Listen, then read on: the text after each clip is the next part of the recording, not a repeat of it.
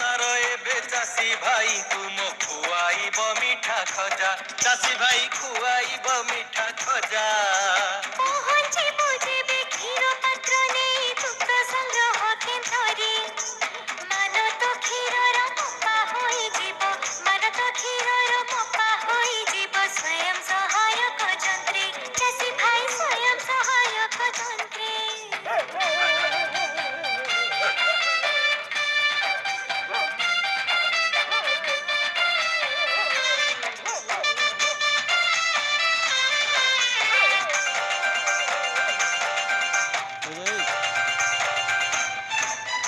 ମାନ ଅନୁଯାୟୀ ପ୍ରାପ୍ୟ ତୋର ଭାଇ ହିସାବ କରେ ପ୍ରଗତି, ବ୍ୟାଙ୍କରେ ତୋର ଦେଖିଲେ ହିସାବ ତୋ ମନ ଖୁସି ହବଟି, ଚାଷୀ ଭାଇ ତୋ ମନ ଖୁସି ହବଟି।